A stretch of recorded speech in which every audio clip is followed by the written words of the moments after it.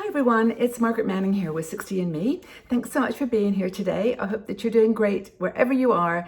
I want to thank you for being here, and today I want to talk to you about something that may be on your mind, given the fact that for the last 6 months we've all been thinking about staying healthy and well and working on building our immune system and just taking care of ourselves, and that is longevity. Healthy longevity. Now, I'm reading an article by one of our bloggers. I'm always inspired by their writing. It's Elizabeth Clodis, and she wrote about longevity in a way that, we all want to live as long as we possibly can, right? I mean, there's so much in this amazing world to enjoy, but it's got to be healthy. We've got to be able to move, to enjoy, and to do the things that we love. And I think that's really, really important to focus on that. Elizabeth mentions the Ponce de Leon, who was an explorer, and I don't know, I think he was trying to set up a Spanish colony somewhere in the New World, but he was actually looking for the fountain of youth.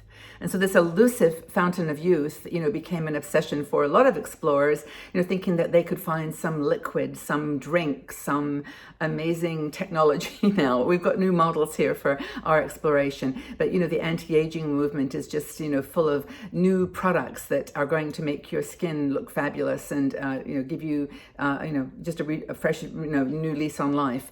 That fountain of youth. And so 500 years later, Ponce de Leon has finished his journey, but we are still looking ourselves for ways to stay healthy and strong. So Elizabeth talks about four different things actually that you can do based on these communities around the world who live long, who have people who live there who are over 100. That's the norm. Living to 90, 100 is just the norm. And she looked at, kind of what characteristics they have. And we have actually written about this before, but this is a kind of a different look at it. And, I think since being healthy and strong is such on our minds right now, it felt like a good topic to talk about. And by the way, makeup is another thing that I have fun with. And I was just looking at myself in the mirror and realizing today I put on this makeup, or the eyes at least. I'm going to show you them. They're really sparkly, like a bluey green. I just thought they were so pretty. I found this new palette called, is it Love in London? Yeah, Love in London. It's by BH Cosmetics, I think. Yeah, and it's just a super palette. It's got really, really cool colors, but I put this on like with a wet finger, and I just loved it. It brought my sparkle to my eyes. But that's part of it, isn't it? It's just like, how you feel is how old you are. I mean, it's like I'm 71, I'll be 72 in November, and it's like life is full and rich, and I'm trying to do these 4 things that Elizabeth talks about every single day. The first thing is physical activity.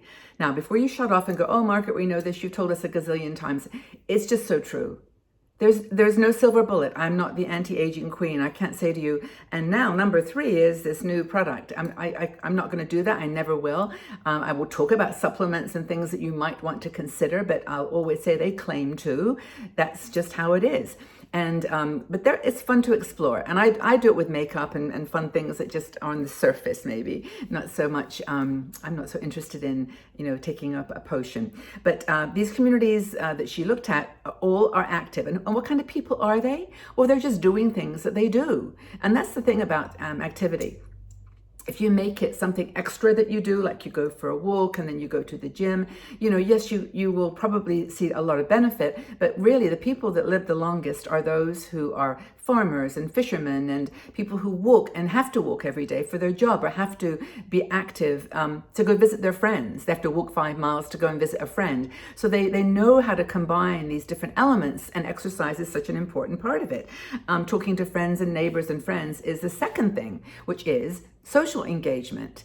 Now, if I was to say there's one thing that's created challenges for a lot of people in the last 6 months, it is this. It is not being able to get to our friends and family, not being able to walk to them or drive to them. And I think that when we look back on the COVID time, we're going to see that where the inflection points were that caused the most mental and physical harm to our world. And I think it's going to be not just exercise and getting out and walking and so on, but connecting with that person at the other end of the walk, the journey to visit friends. Also travel.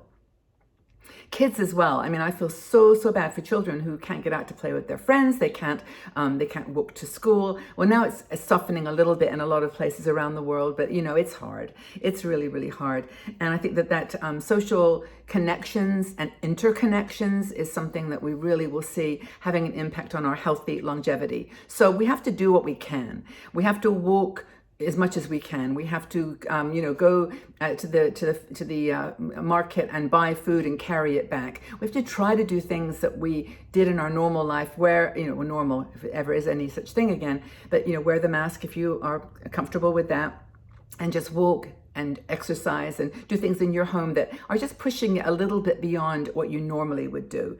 And I think the most important thing about the celebrating with friends is not just the fun times. It's not just that you get together and you have a knitting party or play bridge, or you just go for a walk or swim, or go play golf or whatever. Can't do that so much anymore. It's the sharing of the sorrows, the sadness. It's the sharing of those things that are inside of you. And I've actually talked about this on another video. And by the way, I would like to ask you, speaking of that we have lots of videos on our channel here on topics related to this.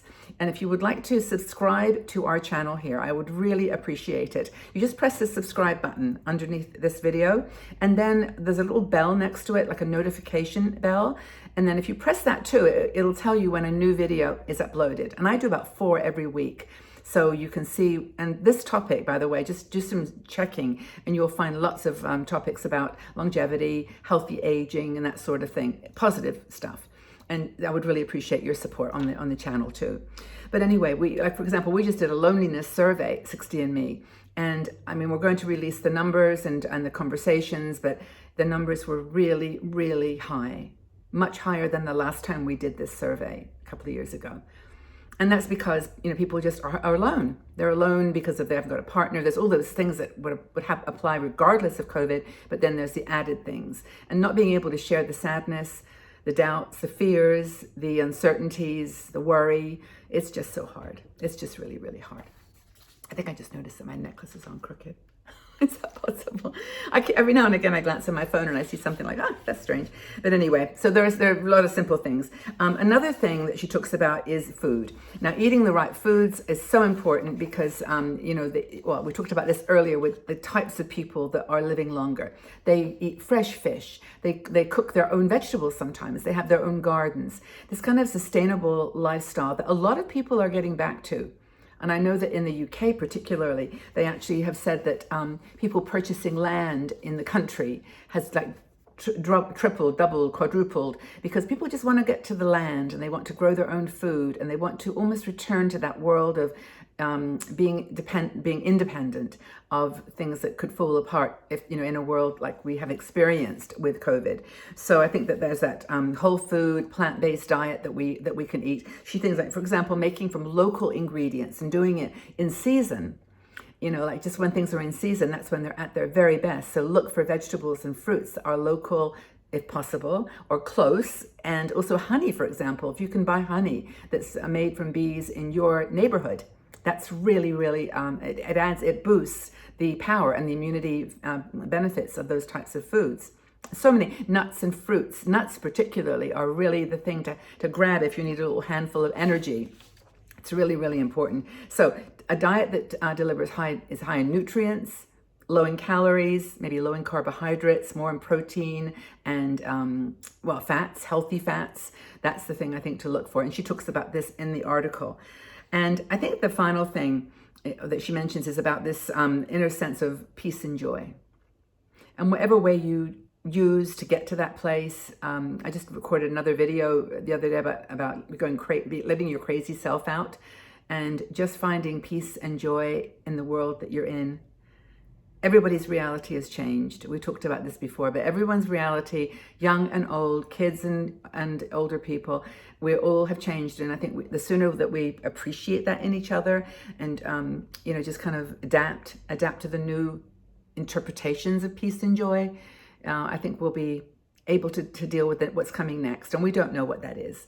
And that's kind of, I guess, part of the challenge and the opportunity. So let's stay close together as a community. That's what I think one thing that 60andMe has to offer, which is just us, each other. Some things that Suzanne mentions, make movement challenging, like park your car from at the end of the car park and walk. Just be conscious to use the stairs instead of the lift, and make movement fun. Go dancing around your living room. No one is looking. It doesn't matter. Just dance. Put some music on your headphones. Take the longer route between here and there.